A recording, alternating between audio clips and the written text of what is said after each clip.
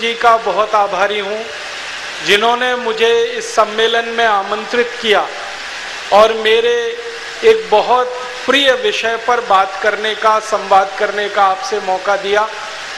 भारत देश में सन 1857 की जो क्रांति हुई थी, इस क्रांति के विषय में पिछले कई वर्षों से मैं कुछ दस्तावेज एकत्रित करता रहा हूँ, उनका अभ्यास करता रहा हूँ, आज भी कर रहा हूँ और ये जानने और समझने की कोशिश करता रहा हूँ कि 1857 की जो क्रांति हुई थी वो क्यों हुई थी, कैसे हुई थी, उसके परिणाम कहाँ तक गए थे और उस क्रांति ने हमारे देश में ऐसा क्या उथल पुथल मचाया जो अंग्रेजों को भारत छोड़कर चला जाना पड़ा, जबकि अंग्रेजों की इच्छा बिल्कुल नहीं थी भारत को छोड़ने की।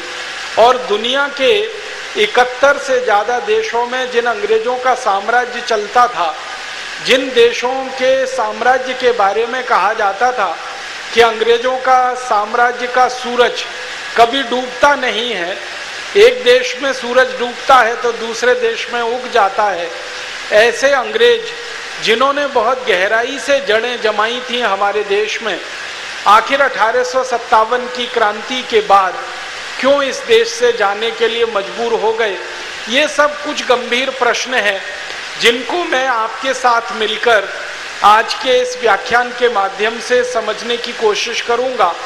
और जो भी थोड़े बहुत दस्तावेज मैंने देखे हैं अंग्रेजों की संसद की लाइब्रेरी में, हाउस ऑफ कॉमन्स में, हाउस ऑफ लॉर्ड्स की लाइब्रेरी में, भारत के जो आर्काइव्स हैं, जो यहाँ के अभिलेखागार हैं, वहाँ पर जो दस्तावेज रखे हैं, अन्य कई पुस्तकालय हैं हमारे देश के, वहाँ पर जो 1857 के बारे में दस्तावेज रखे हैं, उनके कुछ संदर्भ आज के इस व्याख्यान में देने की कोशिश करूँगा।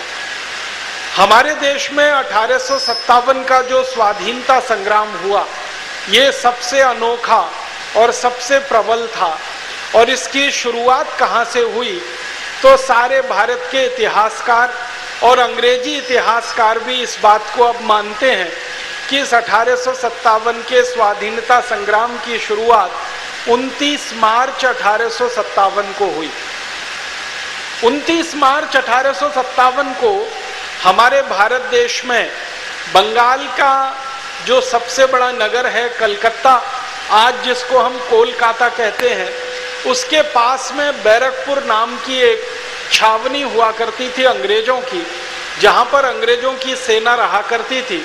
उस बैरकपुर छावनी में भारत के एक बहुत बड़े क्रांतिवीर श्री मंगल पांडे काम किया करते थे। मंगल पांडे अंग्रेजों की सेना में भर्ती हो गए थे एक सिपाही के रूप में और सेना के कार्य में लगे हुए थे। उन्हीं मंगल पांडे ने 29 मार्च 1857 को क्रांति की शुरुआत कर दी थी। शुरुआत कैसे हुई, हमारे भारत में सन 1856 से अंग्रेजों की सरकार ने कुछ ऐसे कारतूस बनाकर इस्तेमाल करना शुरू किया था जिन कारतूसों में गाय और सूअर की चर्बी लगाई जाती थी।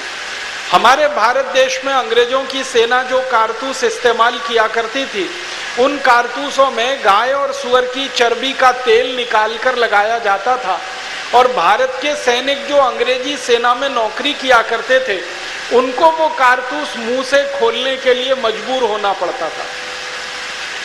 पुराने समय में जो कारतूस बना करते थे बंदूक में चलाने के लिए, उन कारतूसों के ऊपर एक टोपी लगी रहती थी। उस टोपी को खोलकर कारतूस को बंदूक में डाला जाता था, फिर उसको चलाया जाता था।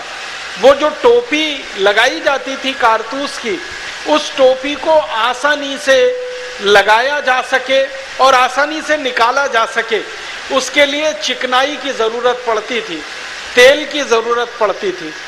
और 1856 के आसपास सबसे सस्ती चिकनाई जो भारत में मिलती थी, सबसे सस्ती और सबसे आसानी से जो चिकनाई भारत में मिलती थी, वो गाय के मांस में से निकाला हुआ तेल होता था, सूअर के मांस में से निकाला हुआ तेल होता था।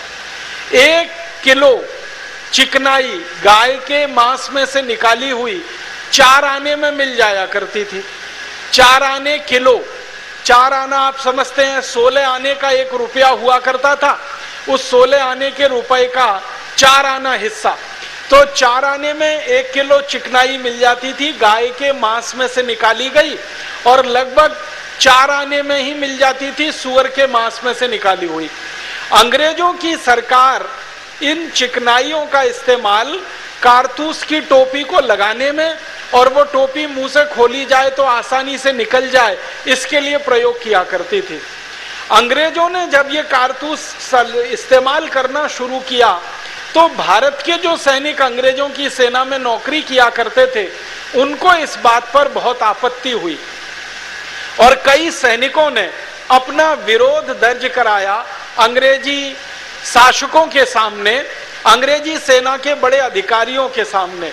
दुर्भाग्य ये हुआ कि जब भी भारतीय सैनिकों ने ये विरोध दर्ज कराया कि हमको गाय की चर्बी के कारतूस मुंह से खोलने पड़ते हैं, तो अंग्रेजों के जो फौजी अफसर हुआ करते थे, उन्होंने इस शिकायत पर कोई ध्यान नहीं दिया और इन्होंने इसको कोई महत्व भी नहीं दिया। कारण क्या था? कारण यह था कि अंग्रेज खुद गाय का मांस खाते थे, और अंग्रेजी सेना का एक बड़ा हिस्सा प्रतिदिन गाय का मांस खाया करता था। अंग्रेजी सेना के बहुत बड़े हिस्से में सूअर का भी मांस खाया जाता था।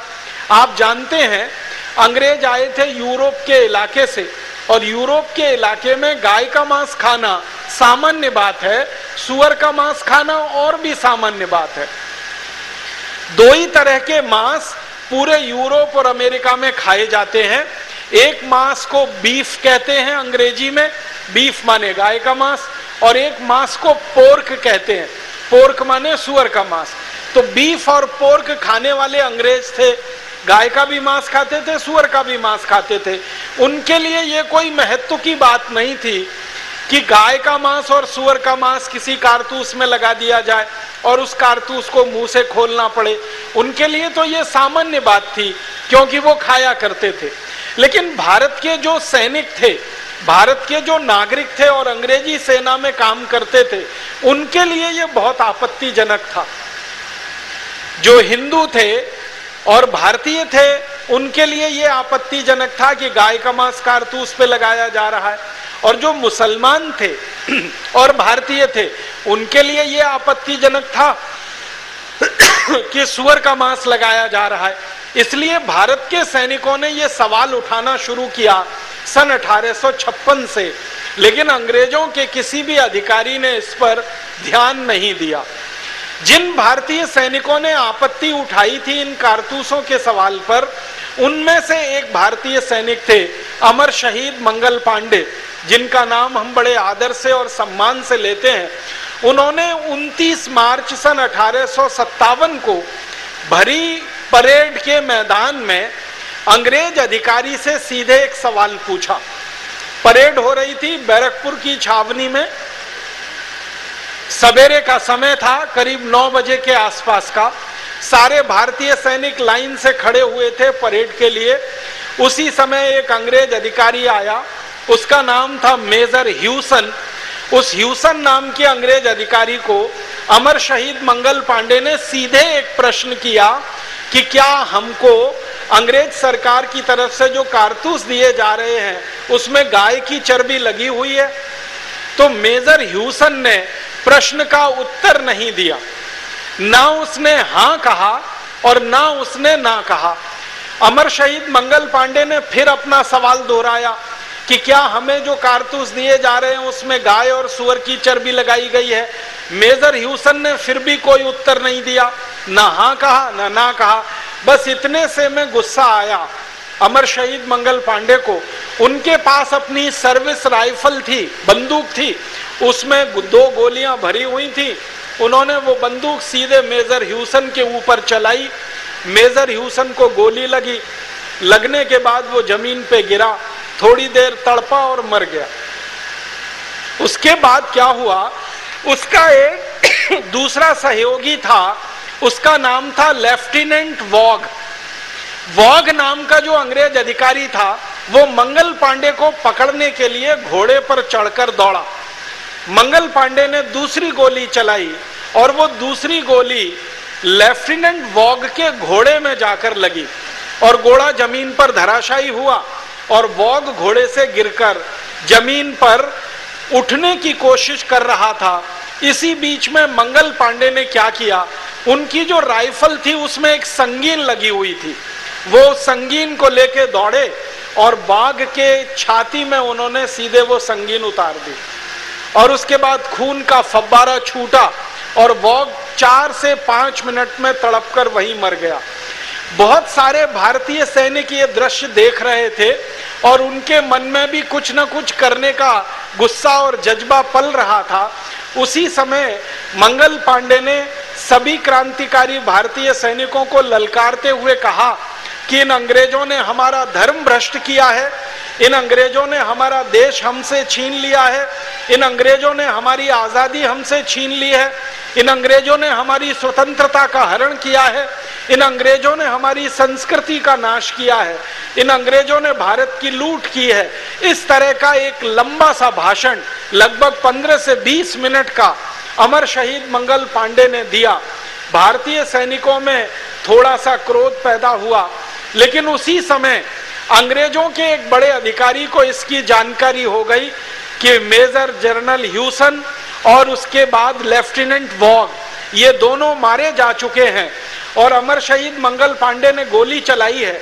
तो अंग्रेजों की एक बड़ी फौज आई और उस बड़ी फौज ने मंगल पांडे को पकड़ने के लिए प्रयास शुरू किया। मंगल पांडे ने अपनी राइफल का कारतूस भरने का जो समय था वो समय का इस्तेमाल ना करते हुए राइफल में आगे जो संगीन निकली रहती है, जो तलवार की धार की तरह से काम करती है, उसका सदुपयोग करना शुरू किया और उस राइफल को तलवार की तरह से चलाते हुए उन्होंने कई अंग्रेज सैनिकों के गले काटे, कई अंग्रेज सैनिकों को घायल कर दिया। अंत में मंगल पांडे पकड़ लिए गए, अंग्रेजों ने उनको गिरफ्तार कर लिया। गिरफ्तार करने के बाद उनका कोर्ट मार्शल हुआ और कोर्ट मार्शल करीब 10 दिन तक चला। 10वें दिन उनको फांसी की सजा सुना दी गई और 8 अप्रैल 1857 को बैरकपुर की छावनी में अमर शहीद मंगल पांडे को अंग्रेजों ने फांसी पर चढ़ा दिया। समस्या ये हुई थी उस समय कि मंगल पांडे को फांसी देने के लिए कोई तैयार नहीं था। फांसी की घोषणा हो चुकी थी लेकिन उनको फांसी देने के लिए कोई तैयार नहीं था। जितने भी जल्लाद अंग्रेजों की सेना में उस समय नौकरी करते थे बैरकपुर की छावनी में, सबने मना कर दिया कि हम मंगल पांडे को फांसी पर नहीं चढ़ाएंगे। तो अंग्रेजों के सामने समस्या ये खड़ी हुई कि फांसी की सजा तो होनी है, अब जल्लाद कोई तैयार नहीं है तो क्या किया जाए। तो अंग्रेजों ने कलकत्ता से फिर कुछ दूसरे जल्लादों को मंगवाया। उन जल्लादों को बहुत ज्यादा पैसे का लालच दिया गया और ना सिर्फ पैसे का लालच दिया गया बल्कि उनको बहुत ज्यादा बड़ी तरक्की मिल जाएगी सेना में, फौज में, उनके बच्चों को जिंदगी भर के लिए फौज में नौकरी मिलेगी और पेंशन की व्यवस्था की जाएगी उनके लिए। ऐसे लालच के साथ 4 जल्लाद कलकत्ता से बुलाए गए। उन जल्लादों ने 8 अप्रैल 1857 को अमर शहीद मंगल पांडे को फांसी पर चढ़ाया। ये दृश्य जब भारतीय सैनिकों ने देखा कि मंगल पांडे का कोई कसूर नहीं था, फिर भी अंग्रेजों ने उनको फांसी पर चढ़ा दिया। उन्होंने एक सीधा सा प्रश्न पूछा था कि क्या कारतूस में गाय और सुअर की चर्बी लगाई जाती है। इस सीधे सवाल का जवाब ना देकर अंग्रेजों ने झूठ मूठ में कोर्ट मार्शल करके मंगल पांडे को फांसी दे दी है।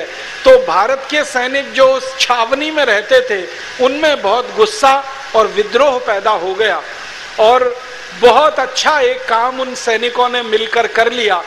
करीब 1100 से ज्यादा भारतीय सैनिकों ने मंगल पांडे की फांसी होने के थोड़ी देर के बाद ही एक संकल्प कर लिया कि अब हम इस गुलामी की नौकरी को छोड़ देंगे, इन अंग्रेजी फौज की नौकरी को हम अब नहीं करेंगे, क्योंकि ना जाने हमारे साथ ऐसा कब क्या हो जाए जो मंगल पांडे के साथ हुआ। तो 1100 से ज्यादा भारतीय सैनिकों ने नौकरी छोड़ दी। वहां से वो जुलूस बनाकर थोड़ी दूर तक पैदल चलकर गए। बैरकपुर में जहां पर यह घटना घटित हुई थी उससे थोड़ी दूर पर गंगा नदी बहती है। ये गंगा नदी के बारे में आप सभी जानते हैं, इनका उद्गम स्थान गंगा नदी का गंगोत्री है, लेकिन अंतिम स्थान गंगा सागर है। गंगा सागर से पहले कलकत्ता पड़ता है, कलकत्ता के नजदीक में बैरकपुर है। तो बैरकपुर छावनी से ये 1100 सैनिक निकले और जुलूस की शक्ल में अंग्रेजी सेना की जो वर्दी उनको मिली थी वो उन्होंने फाड़ के फेंक दी। उनको जो टोपियां दी गई थी वो टोपियां उतार के उन्होंने फेंक दी। उनको छाती पर लगाने के लिए बैज मिलते थे अंग्रेजों की सेना में, वो बैज उन्होंने नोच कर फेंक दिए।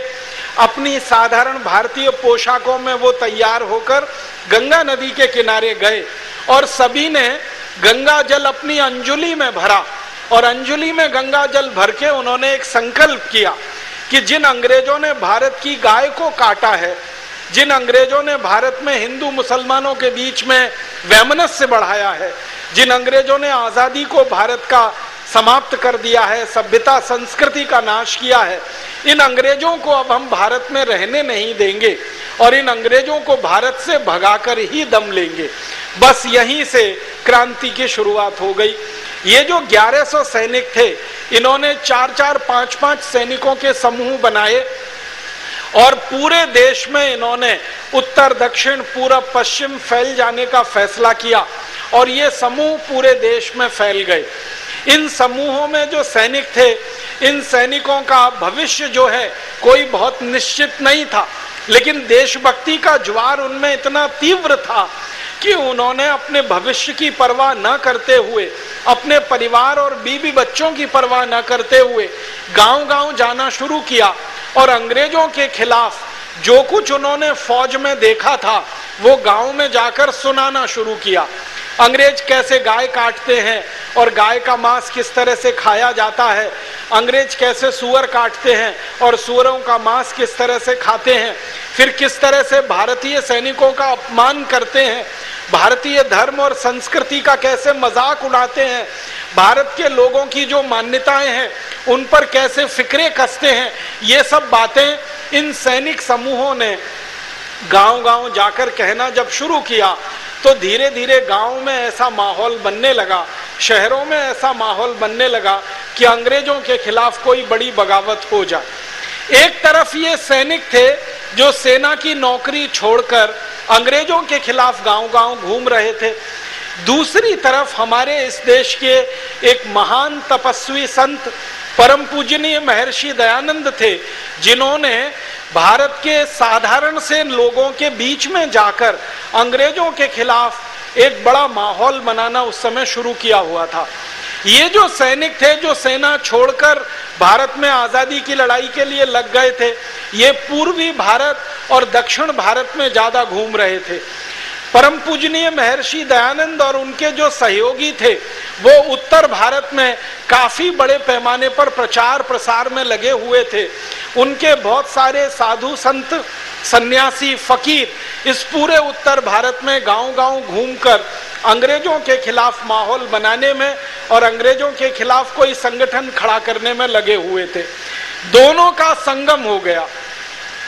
सेना में काम करने वाले भारतीय सैनिक और समाज में काम करने वाले परम पूजनीय महर्षि दयानंद के तैयार किए हुए सैनिक, ये दोनों जब मिले तो इसमें से विस्फोट हो गया।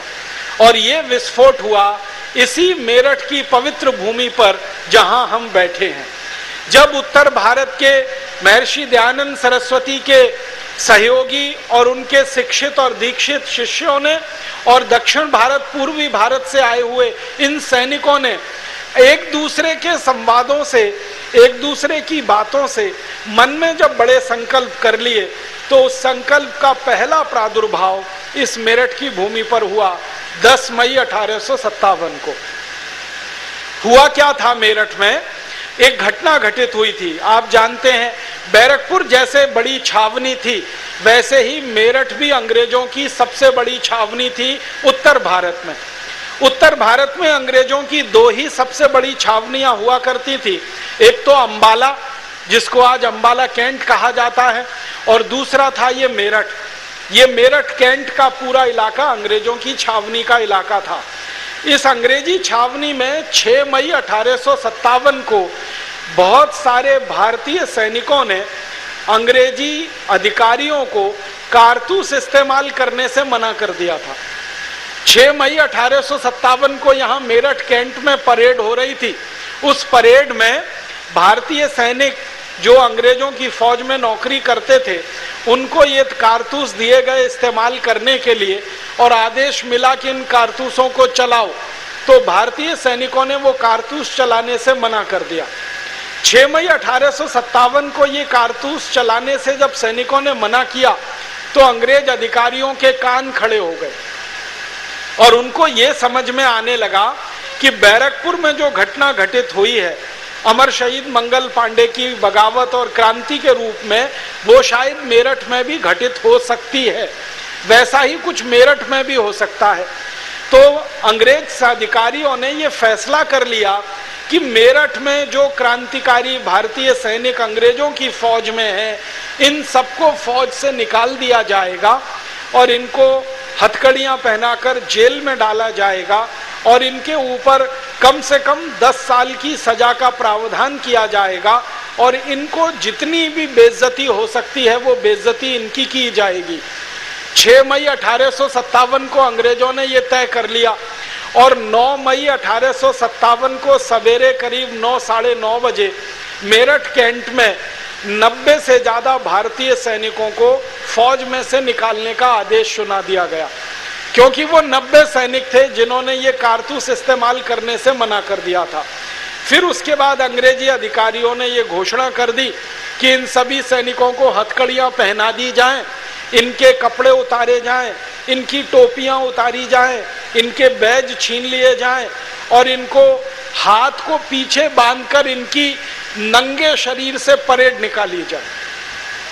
भारतीय सैनिकों का ये अपमान बहुत ज्यादा उन्होंने 9 मई को कर दिया। सभी सैनिकों के कपड़े उतार लिए, उनके हाथ पीछे बांध दिए, हाथों में हथकड़ियां, पैर में बेड़ियां और उनका परेड मैदान में जुलूस निकलवा दिया। तो जो दूसरे भारतीय सैनिक इस घटना को देख रहे थे, उनके मन में बहुत गुस्सा पैदा हुआ और उन सैनिकों ने अपने गुस्से का उस समय तक तो कोई इजहार नहीं किया, उस समय तक तो गुस्से को उन्होंने प्रकट नहीं किया, लेकिन शाम को करीब 5 बजे के आसपास जो भारतीय सैनिक गुस्सा प्रकट करने की कोशिश कर रहे थे, वो मेरठ शहर के बाजार में निकले कुछ सामान आदि खरीदने के लिए। तो बाजार में कई महिलाओं ने उनके ऊपर बहुत कठोर टिप्पणियां कर दी।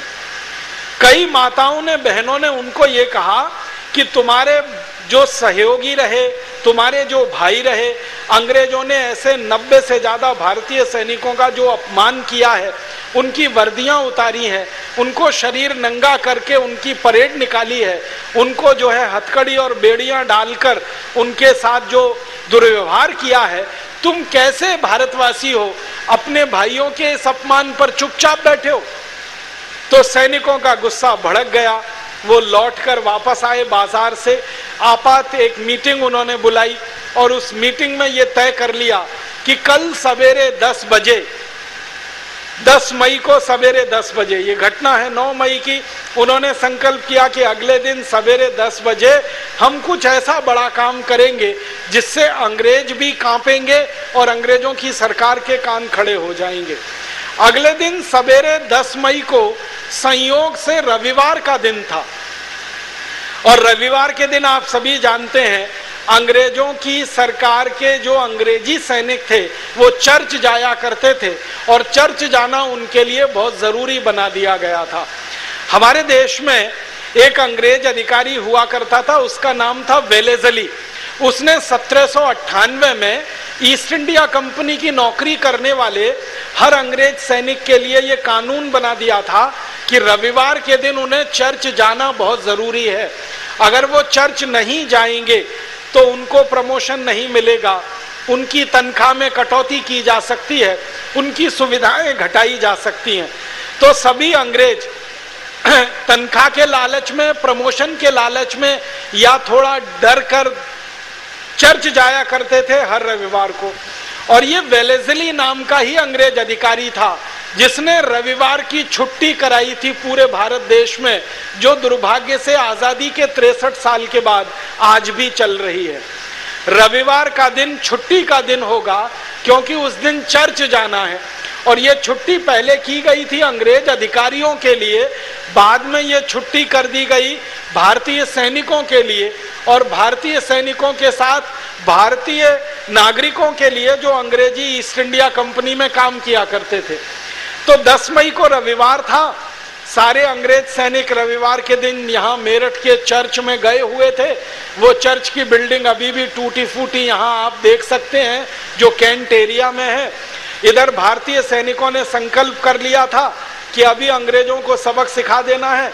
तो जब अंग्रेज चर्च में अंदर घुसे हुए थे और अपनी प्रार्थना कर रहे थे, उसी समय मेरठ में क्रांति की शुरुआत हुई, बगावत हुई, और सबसे पहले भारतीय सैनिकों ने यहाँ का चर्च जला दिया, चर्च में आग लगाई। तो जो अंग्रेज चर्च के अंदर भरे हुए थे वो सब के सब अंदर जल के भस्म हो गए। उनकी कुछ स्त्रियां थीं, उन स्त्रियों को भी उसमें जल जाना पड़ा, और कुछ छोटे बच्चे थे उनको भी उस चर्च में जल जाना पड़ा। कुछ बच्चे और कुछ स्त्रियां संयोग से निकलकर बाहर आ गए थे, लेकिन उनको लोगों ने नहीं छोड़ा, क्योंकि चर्च में आग लगाने का काम भारतीय सैनिकों ने जरूर किया था, लेकिन आग लगते समय हजारों की संख्या में मेरठ के नागरिक भी वहां उपस्थित थे, और उन्होंने चर्च को चारों तरफ से घेर रखा था। और उनके मन में गुस्सा इस बात का था कि एक भी अंग्रेज को यहाँ से हम जिंदा वापस नहीं जाने देंगे, जो भी चर्च के अंदर है उसको तो अब यहाँ से सीधे भगवान के पास ही भेजेंगे। उसी के बाद चर्च जलने के बाद यहाँ अंग्रेज अधिकारियों के जितने बंगले थे एक एक करके सब में आग लगाई गई, और उन बंगलों में जलकर कई अंग्रेज अधिकारी राख हो गए, खाक हो गए।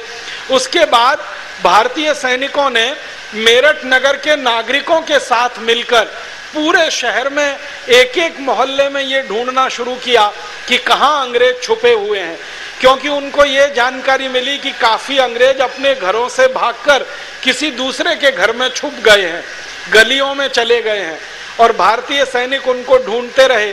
शाम हो गई, और शाम करीब 6-7 बजे तक आते आते मेरठ में एक भी अंग्रेज जिंदा नहीं बचा। सभी अंग्रेजों को भारतीय सैनिकों ने और मेरठ के नागरिकों ने मिलकर कत्लेआम कर दिया।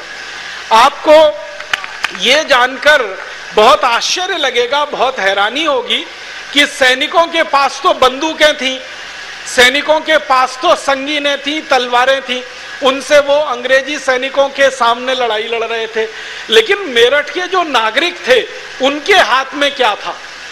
उनके हाथ में तो बंदूक नहीं थी, उनके हाथ में तो तलवार नहीं थी। तो अंग्रेजों के जो दस्तावेज हैं वो बताते हैं कि मेरठ के नागरिकों के हाथ में फसल काटने वाला हंसिया था, जिससे फसल काटी जाती है। गेहूं की फसल हम काटते हैं, धान की फसल काटते हैं, वो हंसिया था लोगों के हाथ में। और उस हंसियों को लेकर माताएं बहनें सड़क पर और भाई भी सड़क पर घूम रहे थे, और जहां कोई अंग्रेज मिलता था गर्दन उसकी हंसिये से काटते थे। सैनिकों के पास तो बंदूकें थी, तलवारें थी चलाने के लिए, लेकिन साधारण नागरिकों के हाथ में तो हंसिया था। कुछ साधारण नागरिकों के बारे में अंग्रेज दस्तावेज बताते हैं, अंग्रेजी दस्तावेज, कि उनके हाथ में खुरपी थी, खुरपा था, हंसिया था। ऐसी चीजों को लेकर ये सारे नागरिक इकट्ठे हुए थे। और सबसे ज्यादा आश्चर्य में डालने वाली जो बात है वो ये कि अंग्रेज इतिहासकारों ने जब इन नागरिकों के बारे में जानकारी लेने की कोशिश की तो पता चला कि मेरठ के आसपास के लगभग 40 से ज्यादा गांवों के लोग इकट्ठे हुए थे अंग्रेजों से बदला लेने के लिए। इन 40 गांवों की पूरी सूची है, हाउस ऑफ कॉमन्स की लाइब्रेरी में रखी हुई है। ये सब गांव मेरठ के आसपास के गांव हैं। कुछ गांव हैं जो मेरठ से मुजफ्फरनगर के बीच में हैं, और कुछ गांव हैं जो मेरठ से मोदी नगर के बीच में है। इन 40 गांवों के नागरिकों की संख्या हजारों में थी, जिन्होंने अंग्रेजों को यहाँ से कत्लेआम करा दिया। उसके बाद रात हो गई, एक भी अंग्रेज जिंदा नहीं बचा। तो भारतीय सैनिकों ने तय कर लिया कि अब क्या करना है। तो अब उन्होंने कहा दिल्ली चलना है और दिल्ली चलकर अंग्रेजों का जो मुख्य केंद्र है उस पर कब्जा करना है। तो लगभग 2000 भारतीय सैनिक, उनके साथ कुछ भारतीय नागरिक जो सामान्य नागरिक थे, गांव से इकट्ठे होकर आए थे, इन लोगों ने घोड़ों की और कुछ खच्चरों की व्यवस्था की और उन पर बैठकर ये सारे सैनिक रातों रात दिल्ली के लिए निकल गए। सवेरा होते होते ये दिल्ली पहुंच गए। 11 मई को 1857 के साल में दिल्ली में 2000 मेरठ के सैनिक जो भारतीय सैनिक थे और 1500 से ज्यादा लोग जो गांव के सामान्य नागरिक थे, इन्होंने दिल्ली में प्रवेश किया। दिल्ली में उस समय बहादुर शाह जफर की सेना के कई सैनिक थे जो अंग्रेजों से लड़ाई लड़ने की कसमसाहट तो रखते थे, लेकिन उनका जो बादशाह था, राजा बहादुर शाह जफर, वो लड़ने को तैयार नहीं था। बहादुर शाह जफर कभी भी अंग्रेजों से लड़ने को तैयार नहीं हुआ। हमेशा उसके मन में ये दुविधा रही कि मैं अंग्रेजों से लड़ूं या अंग्रेजों से मित्रता करूं, अंग्रेजों से लड़ने में फायदा है या मित्रता करने में फायदा है। और दूसरा उसका दुर्भाग्य ये था कि उसके आसपास के जो सहयोगी थे वो हमेशा बहादुर शाह जफर को ये समझाया करते थे कि अंग्रेजों से दोस्ती करने में ही फायदा है, लड़ने में कोई फायदा नहीं। जैसे बहादुर शाह जफर की एक पत्नी थी जिसका नाम था जीनत महल, वो हमेशा बादशाह बहादुर शाह जफर को यही कहा करती थी कि अंग्रेजों से लड़ाई लड़के तो कुछ मिलने वाला नहीं है, इनसे दोस्ती रखेंगे तो शायद हमें कुछ मिल जाएगा। तो क्या मिल जाएगा? जीनत महल का एक लड़का था जो बहादुर शाह जफर से पैदा हुआ था। जीनत महल चाहती थी कि बहादुर शाह जफर के मरने के बाद ये उसका लड़का यहाँ का बादशाह बने और उसके नाम से पूरी बादशाहत चले। जीनत महल के मन में ये जो छोटा सा स्वार्थ था, इस स्वार्थ के चलते उसने कभी भी राजा बहादुर शाह को अंग्रेजों से लड़ने नहीं दिया। लेकिन राजा बहादुर शाह की जो सेना थी वो अंग्रेजों से लड़ना चाहती थी। सेना में जो सैनिक थे वो अंग्रेजों के पूरी तरह से खिलाफ थे। तो हुआ ये कि जब मेरठ के सैनिक वहां पहुंचे और इन्होंने बहादुर शाह जफर के महल में जाकर ये जानकारी दी, महल माने लाल किला, लाल किले में बहादुर शाह जफर रहा करता था, वही उसके महल के रूप में इस्तेमाल हुआ करता था। तो सैनिकों ने जाकर ये सूचना दी कि मेरठ में तो क्रांति हो गई है और अब वो क्रांति दिल्ली में हमें करनी है। तो बहादुर शाह जफर के सारे सैनिक मेरठ के सैनिकों के साथ आकर गले मिले और उन्होंने कहा कि हमें तो क्रांति दिल्ली में भी करनी है, राजा माने तो अच्छा है, नहीं माने तो हम तो क्रांति करेंगे। अब मेरठ के सैनिक, दिल्ली के सैनिक इकट्ठे होकर बहादुर शाह जफर के पास पहुंचे। बहादुर शाह जफर ने बहुत देर तक सोचते हुए कहा ना हाँ ना ना। एक स्पष्ट रूप से हाँ भी नहीं कह रहा था, दूसरी तरफ से ना भी नहीं कह रहा था। फिर मेरठ के सैनिकों ने बादशाह को कहा कि देखो, आप अगर लड़ाई लड़ो हमारे साथ तब आपका नाम इतिहास में रहेगा, नहीं लड़ोगे तो हम तो लड़ने ही वाले और वैसे भी आप मारे जाओगे। अंग्रेज आपको हमारा जासूस कहेंगे और जिंदा नहीं रहने देंगे और हम आपको अब बिना लड़ाई लड़े छोड़ेंगे नहीं। इसलिए आप राजी राजी आते हो हमारे साथ तो अच्छा है, नहीं तो बेराजी हम आपको ले ही लेंगे अपने साथ। बहादुर शाह जफर ये सुनकर थोड़ा परेशान हो गया। फिर उसने मेरठ के सैनिकों से कहा कि भाई मेरे पास तो राजा की पदवी भी नहीं है, ये तो अंग्रेजों ने छीन ली है। मैं तो नाम का राजा हूँ, ना मेरा कोई कानून यहाँ चलता है, ना मेरा कोई हुक्म मानता है, ना मेरे पास पैसे हैं, ना मेरे पास कोई धन दौलत है। मैं तो गरीबी में जीवन बिता रहा हूँ, मैं तो आपको तनख्वाह भी नहीं दे सकता, पगार नहीं दे सकता। तो मेरठ के सैनिकों ने कहा कि हम तनख्वाह और नौकरी के लिए लड़ाई नहीं लड़ रहे, हम देश की आजादी के लिए लड़ाई लड़ रहे हैं, अंग्रेजों से आजाद कराना है देश को, इसके लिए लड़ रहे हैं। और हम आपसे वेतन मांगने नहीं आए, वेतन के लिए हमें जो जरूरत पड़ेगी वो हम उसका इंतजाम कर लेंगे। आप तो बस घोषणा करो कि हमें अंग्रेजों के खिलाफ युद्ध शुरू करना है। तो बहादुर शाह जफर ने मेरठ के सैनिकों के दबाव में दिल्ली के सैनिकों के दबाव में घोषणा कर दी और उस घोषणा का बहुत बड़ा असर हुआ। पूरी दिल्ली में 50,000 से ज्यादा सैनिक इकट्ठे हो गए पूरी दिल्ली में। आप देखो, मेरठ से 2,000 सैनिक गए थे और लगभग 1,500 साधारण लोग गए थे। इन्होंने दिल्ली में घूम घूम कर 2-3 दिनों के अंदर 50,000 से ज्यादा सैनिकों को इकट्ठा कर लिया और उन 50,000 सैनिकों ने इकट्ठा होकर अंग्रेजों के ऊपर धावा बोल दिया। अंग्रेजों का सबसे बड़ा गढ़ उस जमाने में दिल्ली में हुआ करता था दरियागंज का इलाका। ये जो दरियागंज आज आपको दिखाई देता है, ये पूरा अंग्रेजों का गढ़ हुआ करता था। अंग्रेजों के सारे बड़े अधिकारी इसी दरियागंज इलाके में रहा करते थे। अंग्रेजों के जितने बड़े ऑफिसेस थे, कार्यालय थे, वो दरियागंज इलाके में चला करते थे। अंग्रेजों का एक बड़ा चर्च दरियागंज में था, वो आज भी है। एक हॉस्पिटल हुआ करता था, वो आज भी है। और अंग्रेजों की सरकार जो मुद्रा बनाती थी, सिक्का छापती थी, उसका छापा खाना भी दरियागंज में ही हुआ करता था। और अंग्रेजों का एक बहुत बड़ा अखबार निकलता था उस जमाने में, उसकी प्रिंटिंग प्रेस भी दरियागंज में। माने ये दरियागंज सबसे महत्वपूर्ण इलाका था अंग्रेजों का। तो इन मेरठ के सैनिकों ने और दिल्ली के सैनिकों ने मिलकर दरियागंज पर ही धावा बोला। और आपको ये जानकर बड़ी हैरानी होगी कि एक दिन पूरा और आधा दिन अगले दिन, माने 1.5 दिन के अंदर मेरठ के सैनिकों ने और दिल्ली के सैनिकों ने मिलकर 11,000 से ज्यादा अंग्रेजों को खत्म कर दिया दिल्ली में। 1.5 दिन के अंदर 11,000 अंग्रेज सैनिक मारे गए। और जब इतने बड़े पैमाने पर अंग्रेजों का कत्लेआम दिल्ली में हुआ, तो फिर पूरे भारत में इसकी एक लहर शुरू हो गई। दिल्ली की खबर जहां जहां तक पहुंची, वहां वहां तक अंग्रेजों का कत्लेआम शुरू हो गया। दिल्ली से खबर निकली, 1.5 दिन में दिल्ली आजाद हो गई अंग्रेजों की गुलामी से। आप कल्पना कर सकते हैं, अंग्रेजों की सत्ता का सबसे बड़ा केंद्र एक दिन पूरा और आधा दिन, माने 36 घंटे में पूरा दिल्ली आजाद था अंग्रेजों की गुलामी से। यूनियन जैक दिल्ली में जहां जहां था सब जलाकर क्रांतिकारियों ने फेंक दिया था और हर जगह भारत का झंडा दिल्ली में लहरा गया था। दिल्ली से खबर अलीगढ़ पहुंची, अलीगढ़ से मेरठ, माफ करना, एटा पहुंची, एटा से इटावा पहुंची, इटावा से मैनपुरी पहुंची, मैनपुरी से कानपुर पहुंची, कानपुर से लखनऊ पहुंची, लखनऊ से आगे आगे खबर पहुंचती रही। और एक दूसरा क्षेत्र था कि दिल्ली से खबर मुरादाबाद पहुंची, मुरादाबाद से बरेली पहुंची, बरेली से शाहजहांपुर पहुंची।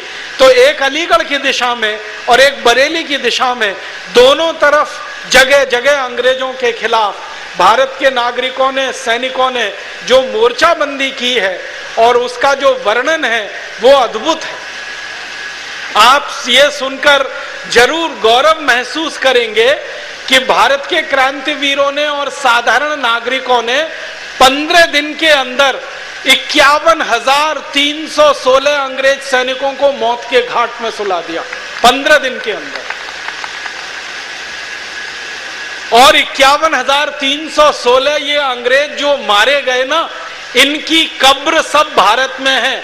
उन कब्रों की गिनती हुई तब ये पता चला कि इतने अंग्रेज मारे गए इस देश। और ये अंग्रेज जो मारे गए, आपको ये भी सुनकर हैरानी होगी कि कुल जो अंग्रेज भारत में थे 1857 में, उन अंग्रेजों की संख्या 51,630 थी और 51,316 मारे गए।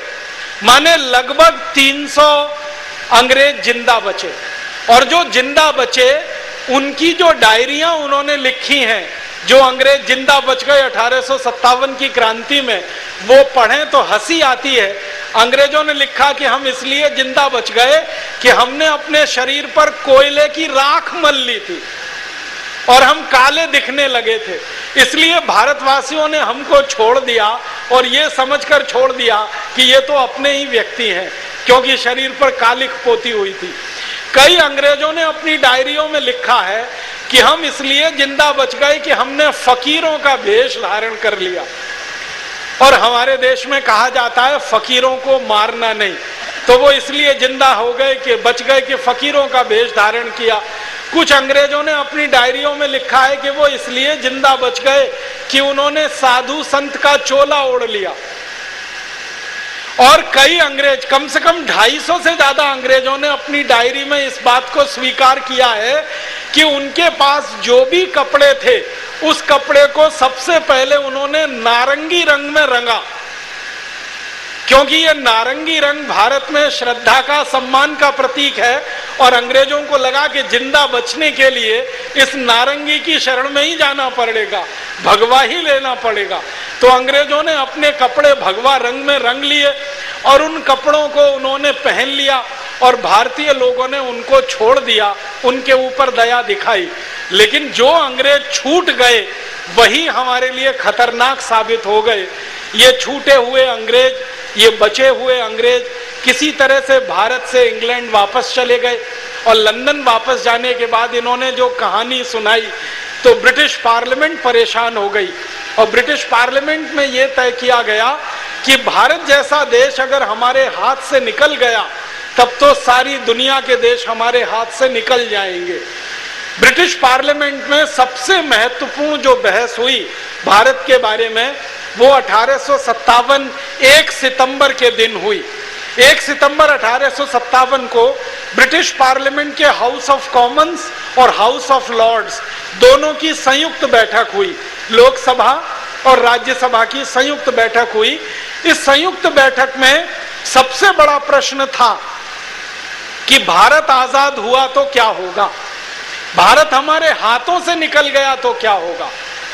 सारे अंग्रेज अधिकारियों का एक मत से यह कहना था कि अगर भारत हमारे हाथ से निकल गया तो दुनिया के 70 देश हमारे हाथ से निकल जाएंगे, क्योंकि ये भारत के रास्ते पे ही चल पड़ेंगे और भारत के तरीके से ही अपने यहाँ बगावत करके, क्रांति करके आजादी हासिल करेंगे। इसलिए भारत को वापस अपने कब्जे में लाना है, भारत को फिर से गुलाम बनाना है, भारत पर फिर से अंग्रेजों का शासन स्थापित कराना है, इसके लिए कुछ किया जाए। तो ब्रिटिश पार्लियामेंट ने, अंग्रेजों की संसद ने एक स्वर से तय किया कि दोबारा से बहुत बड़ी सेना फिर भारत में भेजी जाए और उस सेना की ताकत से भारत को फिर गुलाम बनाने के काम में लगा जाए। उसी समय में संयोग कुछ ऐसा हुआ कि अंग्रेजों का एक बड़ा युद्ध चीन के साथ होने वाला था और अंग्रेजों का जो युद्ध चीन के साथ होने वाला था उस युद्ध में अंग्रेजों ने चीन को हराने के लिए बहुत बड़ी सेना तैयार कराई हुई थी। वो पूरी सेना उन्होंने भारत के लिए रवाना कर दी। और एक दूसरा संयोग उस समय ये भी हुआ कि अंग्रेजों की ईरान के साथ एक बड़ी लड़ाई उसी समय खत्म हुई थी, जिस लड़ाई में ईरान हार गया था, अंग्रेज जीत गए थे और अंग्रेजों ने ईरान पर वैसे ही कब्जा कर लिया था जैसे भारत पर कब्जा किया हुआ था। तो ईरान में जो अंग्रेजी फौज थी और चीन के लिए जो फौज उन्होंने तैयार की हुई थी, इन दोनों फौजों को भारत में भेजने का फैसला किया गया।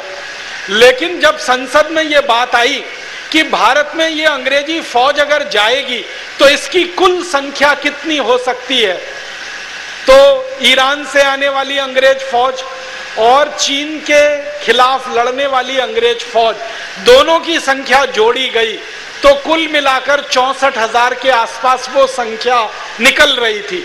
तो ब्रिटिश पार्लियामेंट में बहस इस बात की हो रही थी कि ये 64,000 अंग्रेज सैनिक आखिर भारत में जाकर कितनी देर लड़ेंगे, क्योंकि 51,316 अंग्रेजों को तो भारतवासियों ने 15 दिन में ही खत्म कर दिया था। तो अंग्रेजों की चिंता इस बात की थी कि हमारे ये 64,000 के आसपास सैनिक हैं, ये कितने दिन लड़ पाएंगे, कितना मुकाबला कर पाएंगे।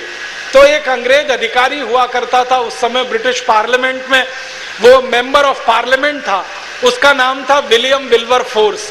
उसने एक सुझाव दिया और वो सुझाव हमारे लिए बहुत तकलीफ का कारण बन गया। विल्बरफोर्स ने ब्रिटिश पार्लियामेंट में कहा कि हमारे अंग्रेज सैनिक कभी भी भारत को दोबारा जीत नहीं पाएंगे। इसको आपको ध्यान से सुनने की जरूरत है। विल्बरफोर्स कह रहा है ब्रिटिश पार्लियामेंट में कि हमारे अंग्रेज सैनिक कभी भी भारत को दोबारा जीत नहीं पाएंगे। क्यों? तो वो कहता है कि भारत का एक सैनिक 10 अंग्रेजों को मार के गिरा देता है। भारत का एक सैनिक 10 अंग्रेज सैनिकों पे भारी पड़ता है। और विल्बरफोर्स कहता है कि जो भारतीय सैनिक अंग्रेजों की सेना में भारत में काम कर रहे हैं, उन्हीं की संख्या 2,64,000 से ज्यादा है। अगर वो ही लड़ गए इन अंग्रेजों से तो ये तो काम तमाम इनका 2-3 दिन में ही हो जाएगा। तो क्या करें, कोई और योजना बताओ। तो विल्बरफोर्स कहता है कि एक योजना है कि भारत में कुछ राजा महाराजा ऐसे हैं जो अंग्रेजों से वफादारी कर सकते हैं। कई ऐसे भारत के राजा महाराजा हैं जो अंग्रेजों से दोस्ती कर सकते हैं। कई ऐसे राजा महाराजा हैं जो अंग्रेजों के सहयोगी बन सकते हैं। इन राजा महाराजाओं से मदद ली जाए और इनसे सैनिक लिए जाएं, उनके साथ अंग्रेज सैनिक मिलें और तब भारत पर दोबारा हमला किया जाए। तो ब्रिटिश पार्लियामेंट में लिस्ट बनाई गई कि बताओ कौन कौन से राजा महाराजा हैं भारत में जो अंग्रेजों की मदद कर सकते हैं, जो अंग्रेजों से सहयोग कर सकते हैं, जो अंग्रेजों से दोस्ती कर सकते हैं और भारत के अपने ही नागरिकों के खिलाफ लड़ सकते हैं। मुझे बहुत अफसोस है और बहुत दुख है ये कहते हुए कि जब ब्रिटिश पार्लियामेंट में सूची बनना शुरू हुआ तो जो ब्रिटिश अधिकारी भारत में नौकरी करके वापस गए थे, आप तो जानते हैं ईस्ट इंडिया कंपनी तो भारत में 1750 से बंगाल में काबिज हो चुकी थी और 1750 से 1857 करीब 105-6 साल में जो अंग्रेजों ने यहाँ नौकरी की थी, ये अंग्रेज यहाँ से वापस गए थे। इन अंग्रेजों को पूछा जाने लगा कि तुम बताओ कौन राजा है जो भारत की बहुत मदद कर सकता है, कौन ऐसा सामंत है, कौन ऐसा जागीरदार है, कौन ऐसा ताल्लुकेदार है जो भारत में भारतीयों के खिलाफ लड़े और अंग्रेजों की मदद करे। तो सबसे पहला नाम जो ब्रिटिश पार्लियामेंट में आया, बहुत शर्म आती है मुझे वो नाम लेने के लिए, वो नाम था जीवाजी राव सिंधिया। अंग्रेजों की संसद में सारे अंग्रेज सांसदों ने एक स्वर से ये कहा कि भारत में हमें सबसे अच्छा कोई मित्र मिल सकता है तो वो जीवाजी राव सिंधिया है। जीवाजी राव सिंधिया का मतलब आप जानते हैं, माधवराव सिंधिया के परिवार के लोग, विजया राजे सिंधिया के परिवार के लोग, वसुंधरा राजे सिंधिया के परिवार के लोग, ये सिंधिया परिवार अंग्रेजों का सबसे वफादार परिवार इस देश में रहा है। और अंग्रेजों की संसद में इनका नाम आया कि ये हमारी सबसे ज्यादा मदद करेंगे। तो अंग्रेजों की संसद ने तय किया कि जीवाजी राव सिंधिया को पत्र लिखा जाए अंग्रेजी सरकार की तरफ से। तो जीवाजी राव सिंधिया को पत्र लिखा गया। फिर पूछा गया कि दूसरा कौन राजा है भारत का जो मदद करेगा अंग्रेजों की।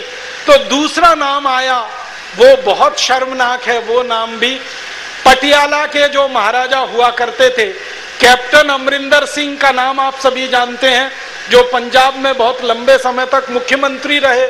इनके खानदान का नाम आया कि ये जो पटियाला का राजघराना है ये अंग्रेजों की सबसे ज्यादा मदद करेगा। फिर तीसरा नाम आया वो निजाम हैदराबाद का। आप जानते हैं हैदराबाद रियासत थी और वो रियासत सालार जंग नाम के एक व्यक्ति के कंट्रोल में थी जिसको निजाम हैदराबाद कहा जाता था। तो निजाम हैदराबाद का तीसरा नाम आया कि ये भी अंग्रेजों की मदद कर सकते हैं। चौथा नाम आया जींद का एक महाराजा हुआ करता था। पांचवा नाम आया नाभा नाम की एक रियासत थी पंजाब में, वहां का एक राजा हुआ करता था। छठवां नाम आया वो त्रावणकोर की रियासत के राजा का आया। सातवां नाम जूनागढ़ की रियासत के राजा का आया। फिर आठवां नाम, 10वां, 11वां, 12वां, 50, 60, 70, 80 ऐसे सैकड़ों नाम अंग्रेजों की संसद में आए और अंग्रेजों ने ये मान लिया और तय कर लिया कि इन राजाओं की मदद से हम भारत पर दोबारा कब्जा करेंगे। क्योंकि अंग्रेजों के पास तो सैनिक थे नहीं जो लड़ते, 64,000 कुल सैनिक उनके पास थे और उन सैनिकों का क्या हाल होता वो अंग्रेजों को अंदाजा था। तब ये चिट्ठियां लिखी गई और भारत के इन राजाओं से संपर्क किया गया। तो सबसे पहले जीवाजीराव सिंधिया ने अंग्रेजों को वायदा किया कि आप दोबारा अगर भारत में आते हैं और क्रांतिकारियों से लड़ाई लड़ेंगे तो मेरी 40,000 सैनिकों की फौज आपकी सेवा में रात दिन खड़ी रहेगी। और ना सिर्फ 40,000 सैनिकों की फौज अंग्रेजों की सेवा में खड़ी रहेगी, बल्कि जीवाजीराव सिंधिया ने कहा कि 1 करोड़ से ज्यादा स्वर्ण मुद्राएं अंग्रेजों को मैं भेंट करूंगा अगर अंग्रेज वापस भारत में आएंगे तो 1 करोड़ स्वर्ण मुद्राएं और 40,000 सैनिकों का वायदा जीवाजीराव सिंधिया ने अंग्रेजों से किया। इसी तरह पटियाला के महाराजा ने वायदा किया, इसी तरह जींद के महाराजा ने वायदा किया, इसी तरह से नाभा के महाराजा ने वायदा किया। और अंग्रेजों ने हिसाब लगाया तो पता चला कि ये भारत के जो राजा महाराजा अंग्रेजों को फौज देने को तैयार हैं, वो फौज कुल मिलाकर 3 लाख 3.5 लाख से ज्यादा हो रही है। तब अंग्रेजों को भरोसा आ गया और उनको लगा कि 3.5 लाख से ज्यादा तो भारतीय सैनिक मिल रहे हैं, 64,000 हमारे पास अपने सैनिक हैं। उनका गणित उन्होंने बिठाया और फिर अपनी सेना को भारत के लिए रवाना किया। और जब तक अंग्रेजों की सेना भारत में पहुंची, ईरान से आई हुई सेना और चीन के युद्ध की तैयारी में लगी हुई सेना, उसको भारत आने में समय लगा। जितना समय इस सेना को भारत पहुंचने में लगा, उतने समय तक भारत पूरा देश स्वतंत्र रहा, पूरा देश स्वतंत्र रहा, सारा भारत आजाद रहा। 1857 के जो दस्तावेज हैं वो बताते हैं कि 10 मई 1857 से लेकर 19 सितंबर 1857 तक सारे भारत के 350 से ज्यादा जिले अंग्रेजों की गुलामी से पूरे आजाद रहे। 350 जिलों में अंग्रेजों के खिलाफ ये क्रांति की बगावत हुई और ये 350 जिले उस जमाने में रियासतों के बराबर हुआ करते थे। जैसे मेरठ आजाद रहा 10 मई से लेकर 19 सितंबर तक, दिल्ली आजाद रहा 10 मई से लेकर 19 सितंबर तक, दिल्ली के आसपास अलीगढ़, एटा, बदायूं, बुलंदशहर, मुजफ्फरनगर, फिर उसके बाद शाहजहांपुर, मुरादाबाद, बरेली, लखनऊ, लखनऊ के पास कानपुर, कानपुर के आगे बिठूर, बिठूर के आगे फतेहपुर, ऐसे भारत के 350 जिले जो उस जमाने में रियासतों के नाम से जाने जाते थे, अंग्रेजों की गुलामी से आजाद थे और इनमें भारत का झंडा फहराया जाता था। यूनियन जैक कहीं पर भी नहीं था, भारत आजाद हो गया था। अब हमारे मन में जब ये सवाल आता है कि अगर भारत आजाद हो गया था 1857 में, तो 1947 तक गुलामी क्यों झेलनी पड़ी? ये 1947 तक की गुलामी भारत के उन गद्दार राजा महाराजाओं के कारण झेलनी पड़ी जो अंग्रेजों से मिल गए थे और क्रांतिकारियों का विरोध कर रहे थे। जीवाजीराव सिंधिया जैसे भारत के ऐसे 60 से ज्यादा राजा महाराजा थे जिन्होंने अंग्रेजों की हाँ में हाँ मिलाई थी और अपनी सेना अंग्रेजों के समर्थन में भेजी थी। अब एक मजेदार घटना घटित हुई कि जैसे जीवाजीराव सिंधिया ने अपनी सेना को आदेश दिया कि अंग्रेजों के खिलाफ लड़ना नहीं है, अंग्रेजों के समर्थन में लड़ना है, क्रांतिकारियों के खिलाफ, तो जीवाजीराव सिंधिया की सेना में बगावत हो गई और सेना में 2 फाड़ हो गए, 2 टुकड़े हो गए। एक हिस्सा सेना का भारत के क्रांतिकारियों के साथ मिल गया, दूसरा हिस्सा राजा की वफादारी में अंग्रेजों के साथ चला गया। जो हिस्सा जीवाजीराव सिंधिया की सेना का क्रांतिकारियों के साथ मिल गया, उस हिस्से का नेतृत्व किया महारानी झांसी लक्ष्मीबाई ने और तात्या टोपे ने। वही सेना थी जिसकी मदद से झांसी रानी लक्ष्मीबाई ने युद्ध लड़ा और तात्या टोपे अंग्रेजों के खिलाफ 8 महीने तक सतत युद्ध करते रहे।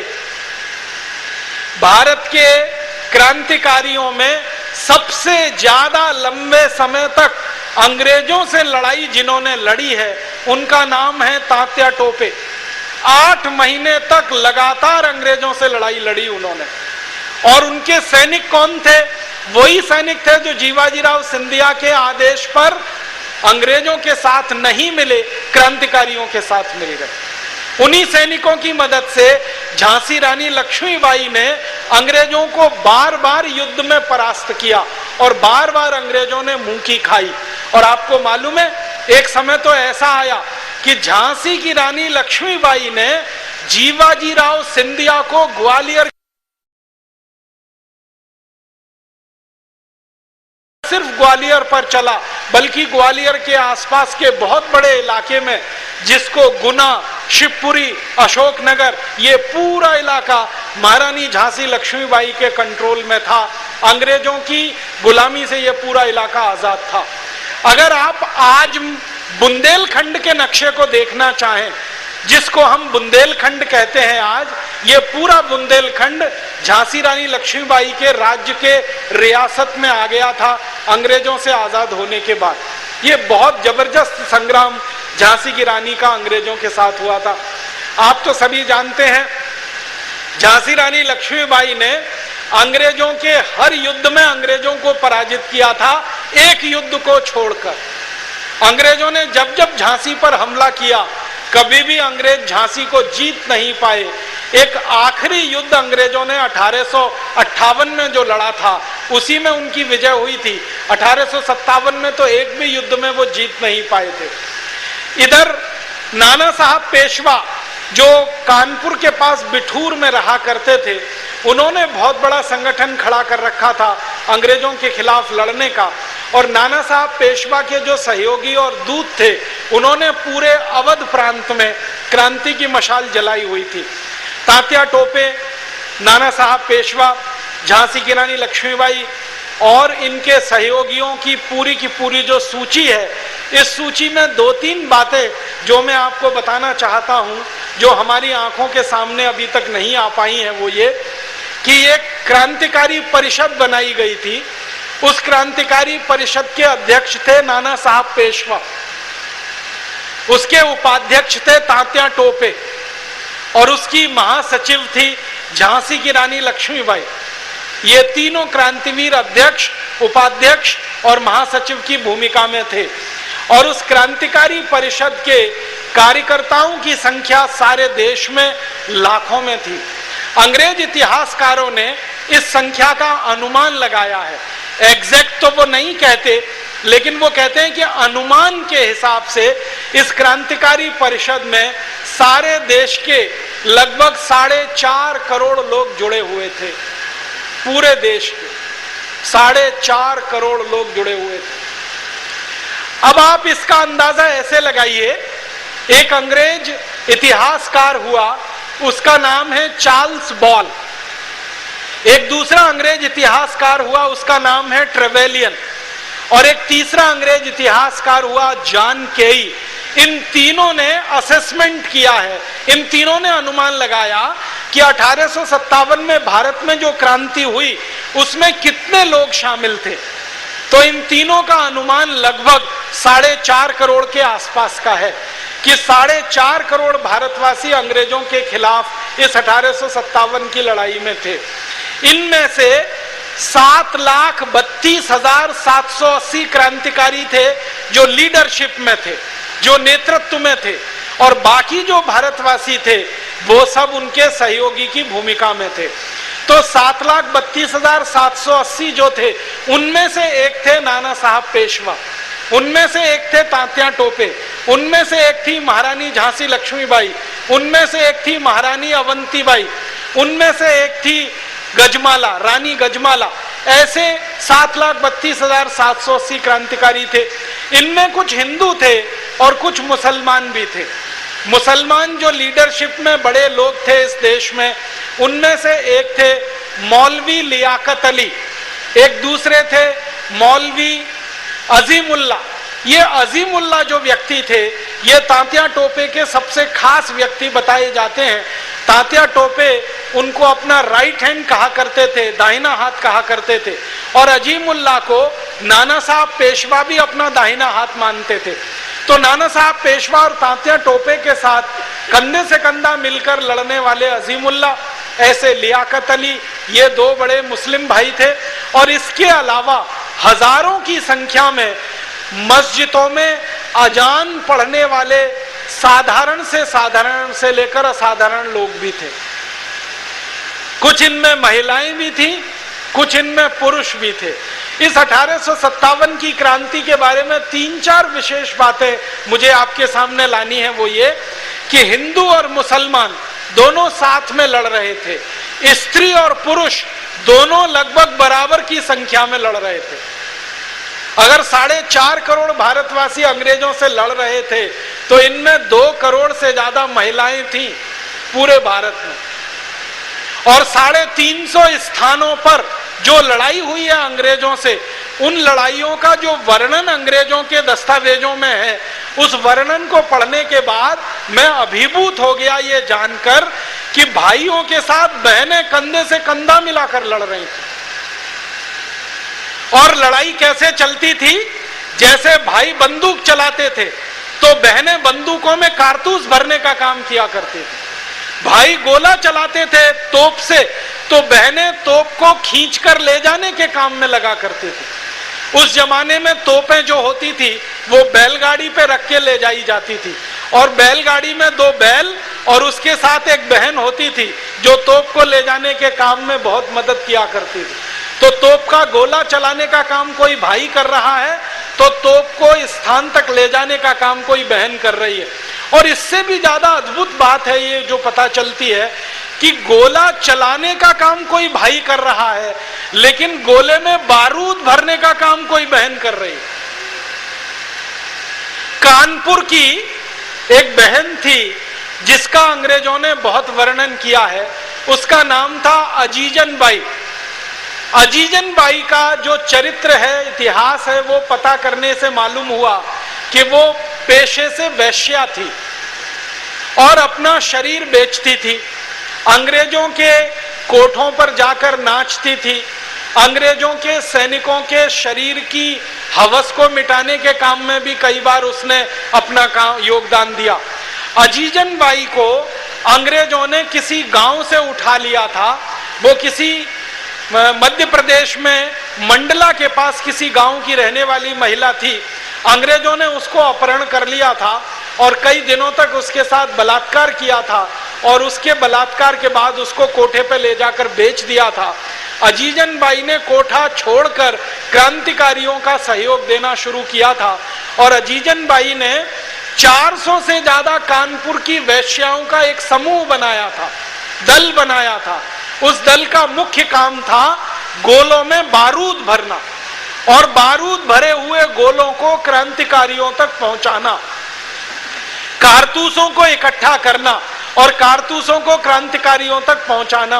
तो कारतूस और गोलों का बारूद पहुंचाने का काम कानपुर और आसपास के क्षेत्र में तो सारा माताओं और बहनों ने किया है, और ऐसी माताओं बहनों ने किया है जिनको हमारा समाज अच्छी नजरों से नहीं देखता।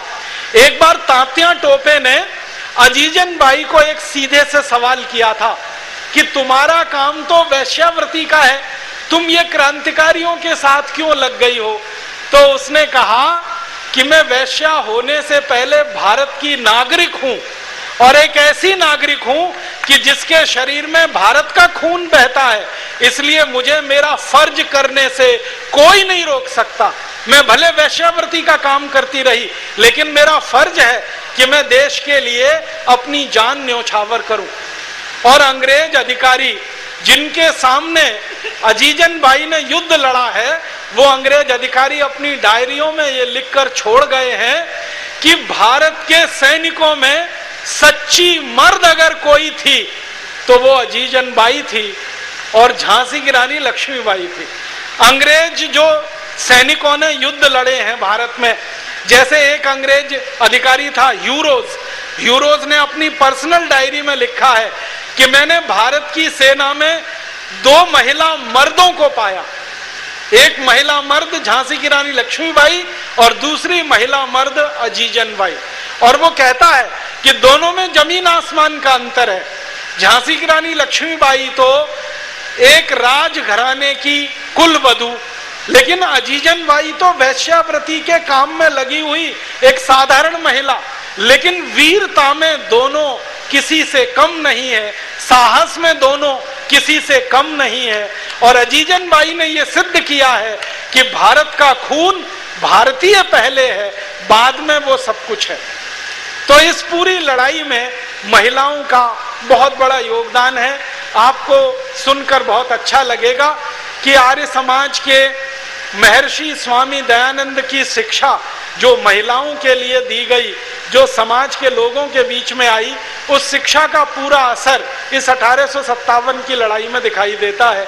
परम पूजनीय महर्षि दयानंद जी उस जमाने में शायद पहले महर्षि थे जिन्होंने महिलाओं को पुरुषों के बराबर और कई कई स्थानों पर महिलाओं को पुरुषों से आगे सम्मान दिया।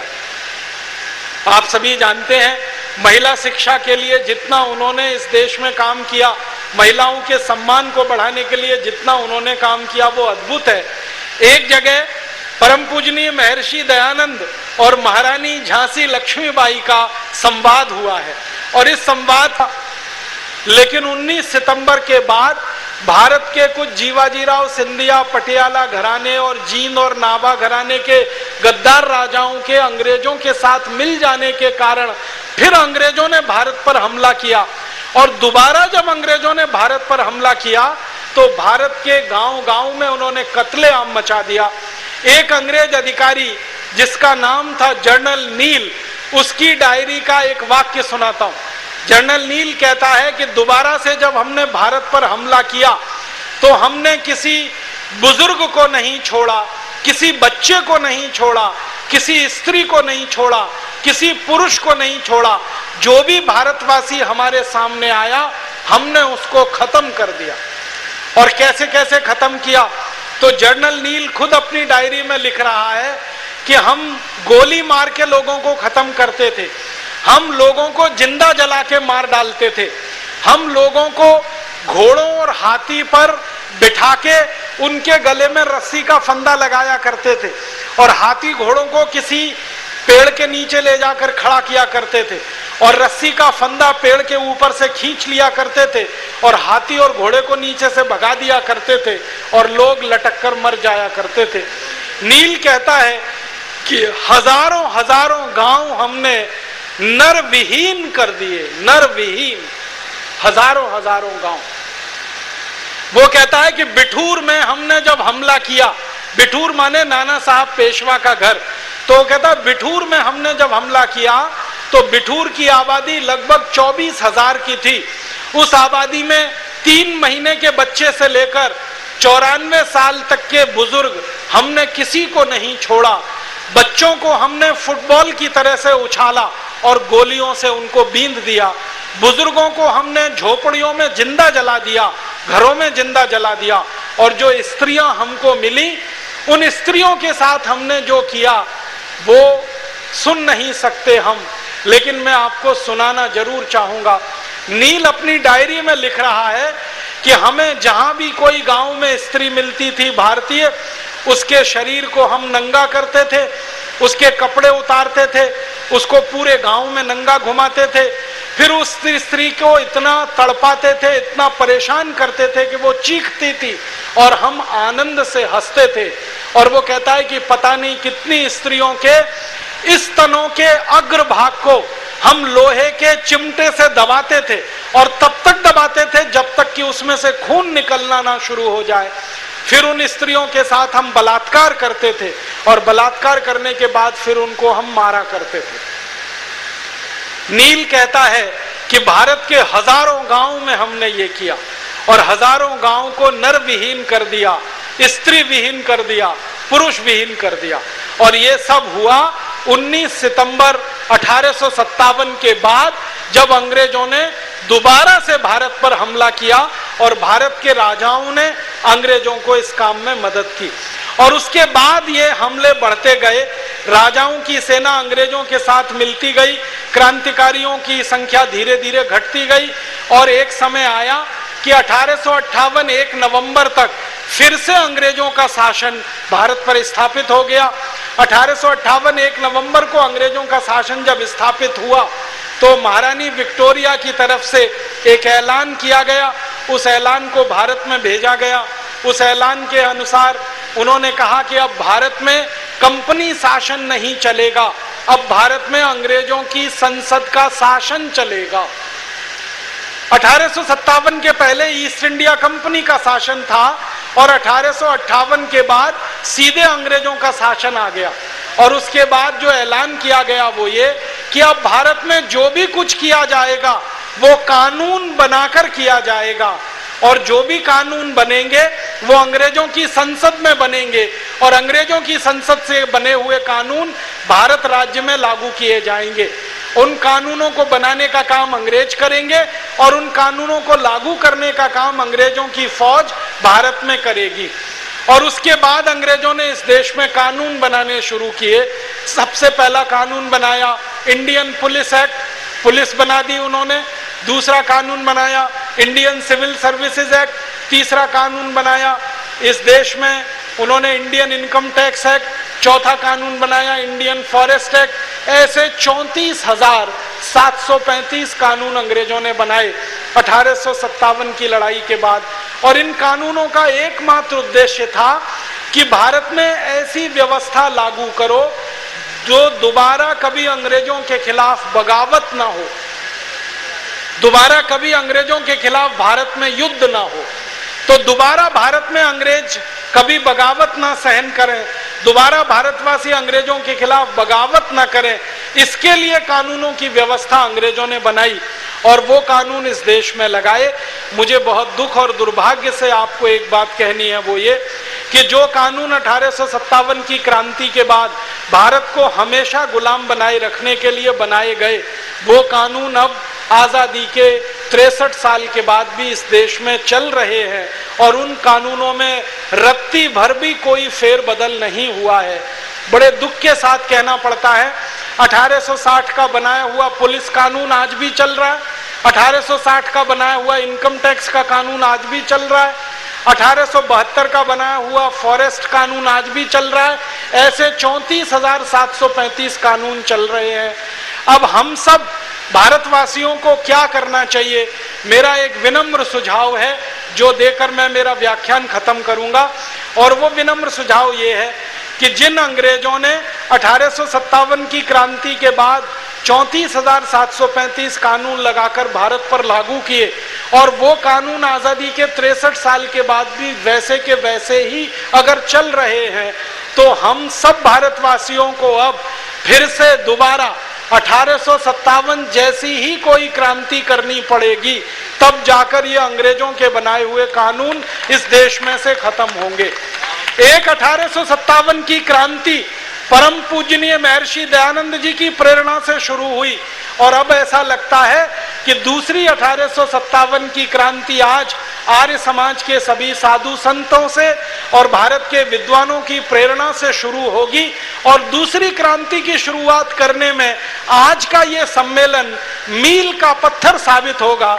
ईश्वर से मैं प्रार्थना करूंगा, ईश्वर से इस बात का निवेदन करूंगा कि हम सबको उतना ही तेज, उतना ही साहस, उतनी ही धैर्य हम में आ जाए जो 1857 के क्रांतिकारियों में था, उतनी ही वीरता हम में फिर से आ जाए जो 1857 के क्रांतिकारियों में थी।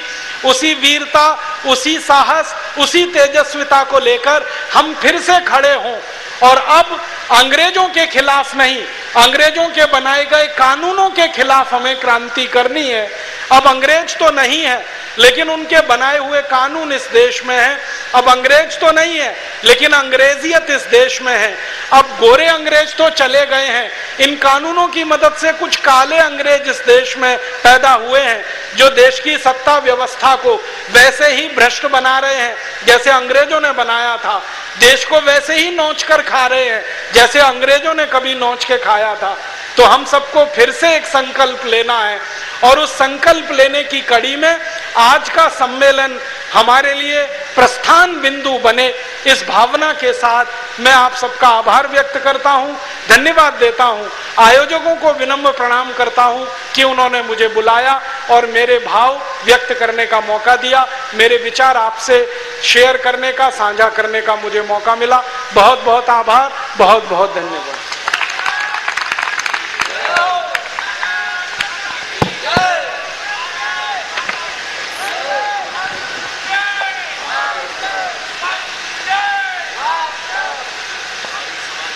उपस्थित भाई और बहनों, अभी आप